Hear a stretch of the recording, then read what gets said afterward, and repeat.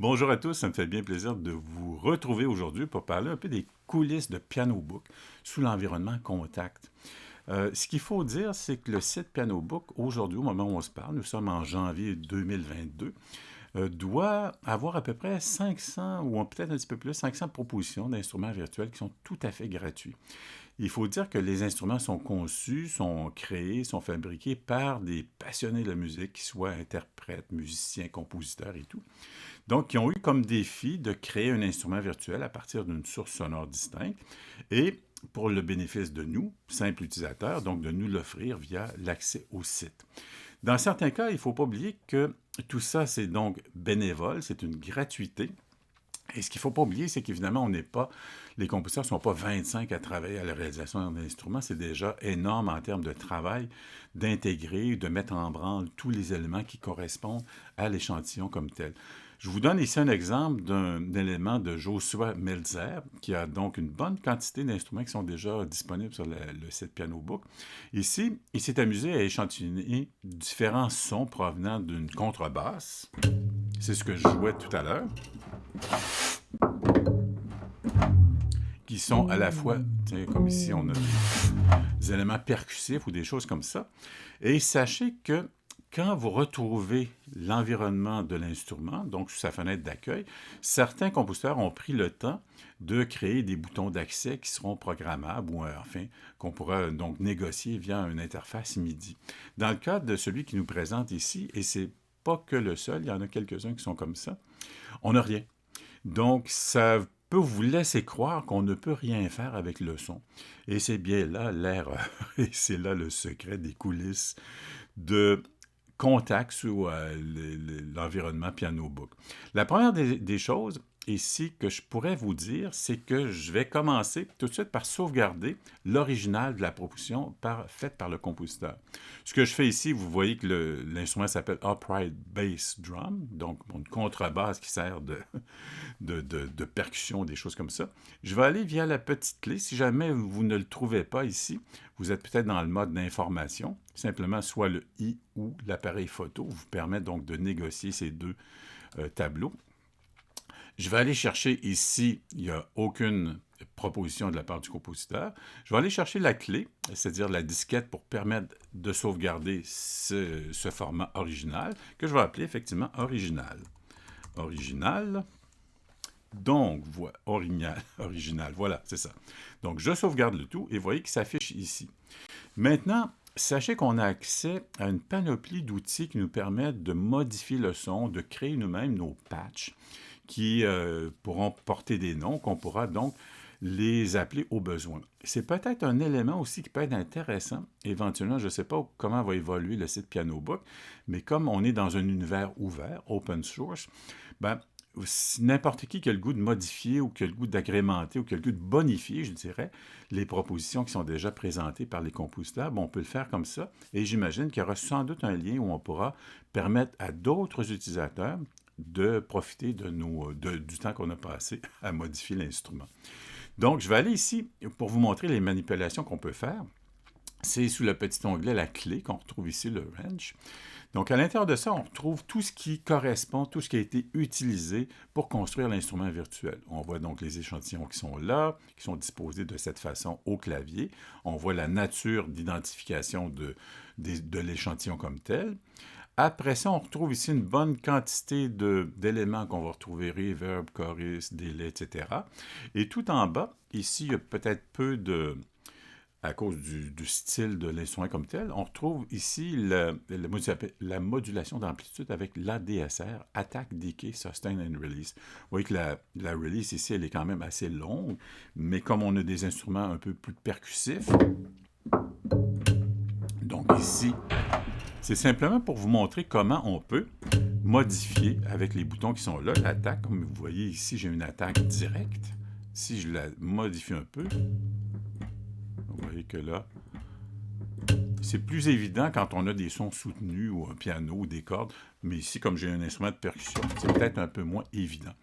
L'autre élément qui sert effectivement à l'ajout de paramètres, c'est dans le contexte ici où on voit les instruments SoundFX, on peut le mettre ici dans ce contexte, Add FX, voilà, avec le petit plus. Ici, je vais aller chercher, tiens, délai.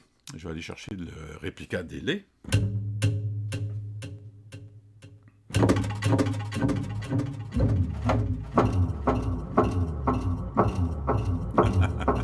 Vous voyez simplement qu'avec l'ajout d'un délai, ici j'ai un temps de 5 millisecondes, feedback 52, enfin vous voyez la plupart des éléments qui nous permettent de négocier un peu la nature de la réponse de cet effet à l'instrument.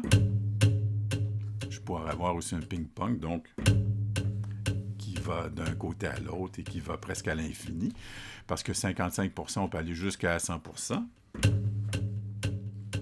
Donc, plus on augmente le pourcentage, plus évidemment, l'effet restera près dans les écouteurs. Donc, à titre d'exemple, si je dis, OK, parfait, voici que j'ai fait un son, j'aime bien cette sonorité, etc. Je reviens en haut. Et là, ici, via la disquette, je vais l'appeler original, disons, plus delay. Exemple. Et là, je sauvegarde celui-là, original plus délai. Et je vais en créer un autre avec, je sais pas, un effet, un reverb exagéré, disons. Je vais aller ici toujours dans l'instrument FX, ou je pourrais aller dans Main aussi, dépendamment des tableaux comme tel. Je vais chercher un reverb, je vais prendre le reverb classique. Vous voyez que...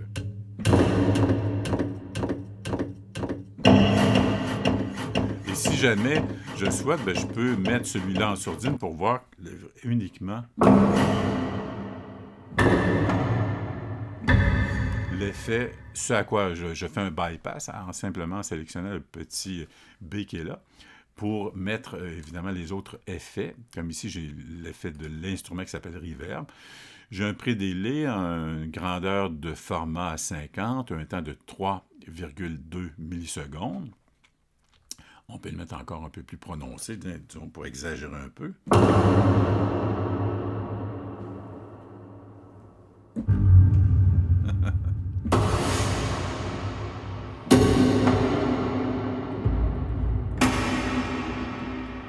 Donc, disons que, à titre d'exemple, je trouve fort sympathique la réalisation de cette version.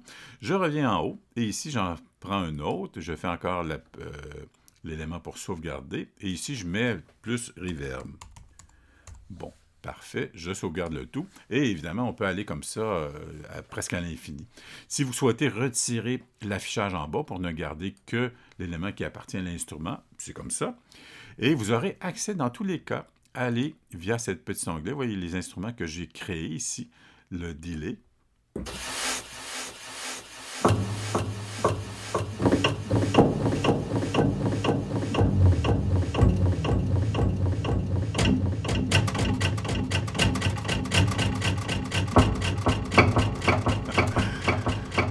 C'est vraiment fascinant.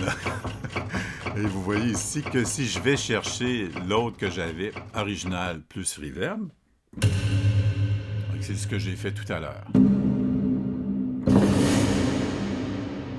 Et si pour une bonne raison, je veux retourner à l'original de ce qu'a proposé le compositeur, je retourne à cette version qui était sortie directement de la boîte. Donc, j'espère que tout ça vous éclaire un peu sur la possibilité vraiment inouïe. On effleure vraiment les paramètres, les qualités de l'application qui concernent, parce que tout ce que j'ai fait ici, c'est dans l'environnement contact, qui a servi donc d'interface d'accueil pour accueillir effectivement tous les sons qui construisent l'instrument. Mais vous voyez qu'il est muni quand même d'un bon nombre d'outils qui nous permettent de varier le timbre, varier le son, varier son évolution dans le temps. Et ici, je pars avec quelque chose de percussif. Donc, à chaque fois que vous voyez un instrument qui ne propose aucun lien d'ajustement avec les boutons qu'on va retrouver sur l'interface, dites-vous que c'est pas figé dans le béton.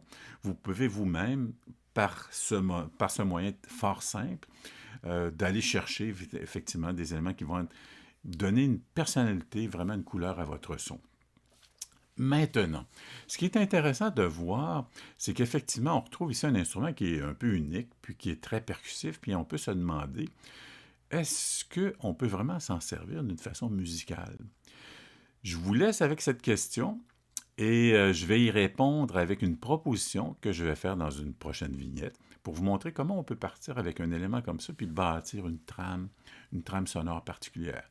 Dans l'immédiat, je vous laisse à explorer tous les instruments que vous trouverez sous format contact qui ne proposent pas une interface adéquate à vos besoins. Sachez que vous pouvez toujours le personnaliser. Et c'est en cela que ça me fait bien plaisir de vous donner ces conseils, ces petits trucs et astuces qu'on va retrouver donc sous l'environnement contact, qu'on soit PC ou Macintosh. D'ici là, je vous souhaite une belle découverte. Amusez-vous, prenez le temps d'explorer les ressources sonores illimitées. Donc, merci, à très bientôt.